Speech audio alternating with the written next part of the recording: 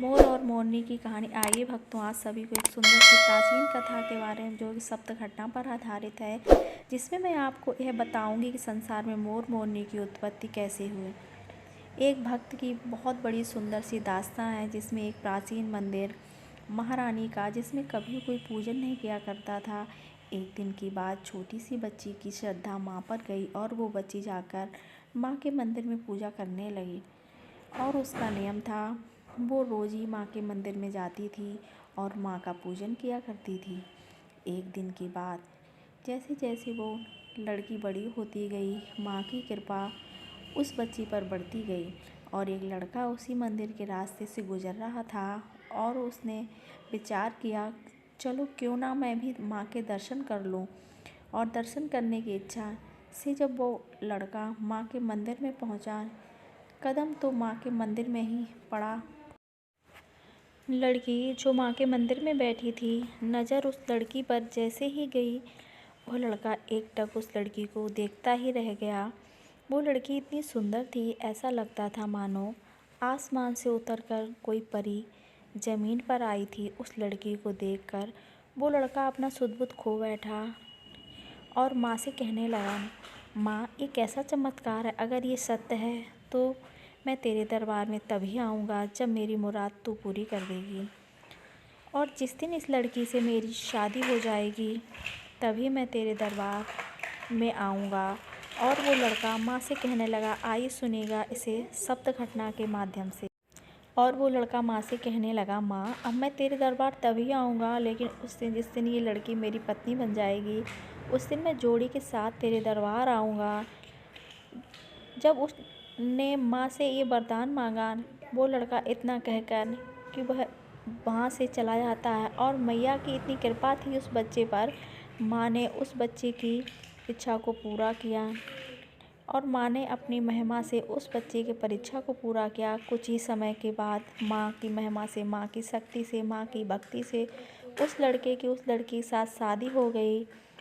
लेकिन शादी तो हो गई और दुल्हन घर में पहुंच गई, और वो लड़का भूल बैठा कि मैंने तो सर चढ़ाने का वादा किया था।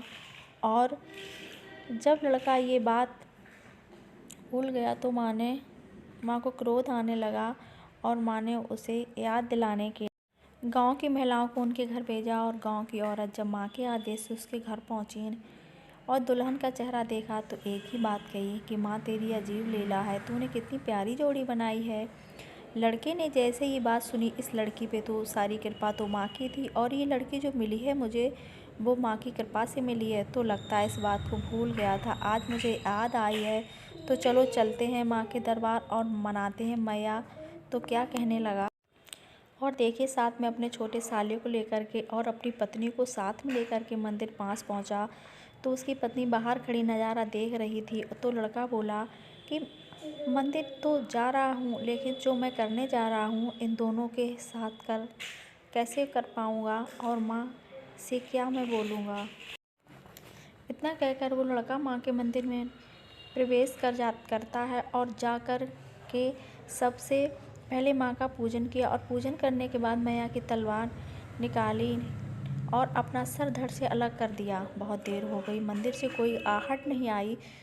तो लड़की कहने लगी, भैया ज़रा मंदिर में जाकर के देखो तो जिया जी अभी तक क्यों नहीं लौटे। और साला मंदिर में प्रवेश करता है तो देखता है एक तरफ जीजा का सर पड़ा है, एक तरफ धड़ पड़ा है। घबरा कर कहने लगा कि माँ मैं अपनी बहन को कैसे मुँह दिखाऊंगा, क्या कहूँगा मैं अपनी बहन से। सोच रहा है क्या सोच। बहुत समय बीत गया और जब भाई भी नहीं लौटा, पतवी तो सोचने लगी, माँ आपके मंदिर से कोई लौट क्यों नहीं रहा है, और ये मंदिर से बहता हुआ खून कहाँ से आया। और वो लड़की भागती हुई जब माँ के पास, माँ के मंदिर पहुँची नहीं, तो देखा एक तरफ पति का धड़ सर पड़ा था, एक तरफ भाई का धड़ और सर पड़ा था। लहूलुहान भाई और पति को देखकर वो लड़की पागल सी हो गई और रो रो कर माँ से क्या कहने लगी। लड़की कहने लगी, माँ जब मेरा पति है नहीं रहा, ना भाई रहा, ना मायके ही रही, ना मैं ससुराल की, तो मैं जी कर क्या करूँगी। इस लीला को समाप्त करके वो लड़की दौड़ कर गई और माँ की तलवार निकाल ली और चलाने लगी तो मैया की मूर्ति से एक आवाज़ आई और माँ ने कहा, सुन, तू मरने की जिद मत कर, मैं तेरी सारी इच्छाएं पूरी करूँगी। और इस तरह से माँ ने क्या कहा। और उस लड़की से बड़ी भूल हुई कि पति के सर से भाई का धड़ लगाया और भाई के धड़ से पति का सर लगाया। तो लड़की कहने लगी, माँ, इससे मेरा पति कौन है और भाई कौन है। तो माँ ने कहा, बेटी, सर तुमने लगाया है और जो गलती तेरे से हुई है उसका भुगतान तो तुझे करना ही पड़ेगा। अब तू पति को पति तो कह सकती है लेकिन पति का रिश्ता नहीं बना सकती, क्योंकि धड़ तो तेरे भाई का है।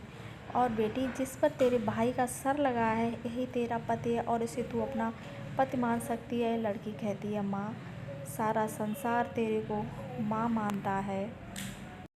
मेरे भी लाखों अरमान है मैया कि मुझे भी कोई माँ कहे, कोई ऐसा हो जो मुझे माँ कहकर पुकारे।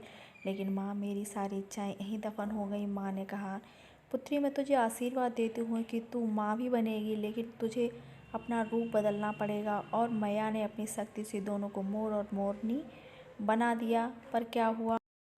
माँ ने कहा, तू अपने पति का सुख नहीं पाएगी। तू अपने पति की सारी इच्छाओं को छोड़कर बस तू अपना पति समझेगी तो सारा सुख पाएगी। और तू जो अपने पति से सुख चाहती है वो तुझे कभी नहीं मिलेगा, क्योंकि जो तूने गलती की है उसका भुगतान तुझे भुगतना होगा। तू अपने पति को देखकर, और जो उसके आंसू गिरेंगे कि जब मोर नाचता है तो बड़ा सुंदर लगता है और मोर अपने आप पर गर्व करता है।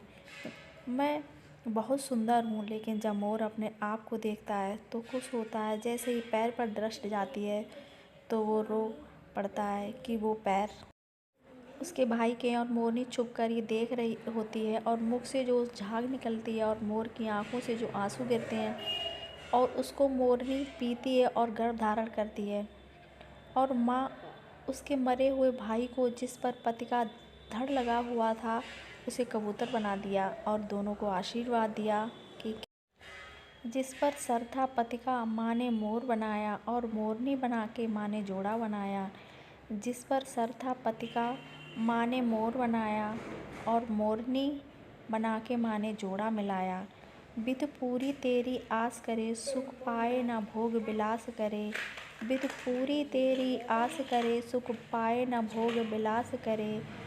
इसको लिखते हम राही, संजोए ने कथा सुनाई। इसको लिखते हम राही, संजोए ने कथा सुनाई। अपने भक्तों की नया कर दी मैया ने पार। कुदरत का करिश्मा या देवी का अवतार। धन्यवाद दोस्तों, ये कहानी बहुत सुंदर है। प्लीज़ सुनिए, प्लीज़ मेरे चैनल को सब्सक्राइब करिए प्लीज़।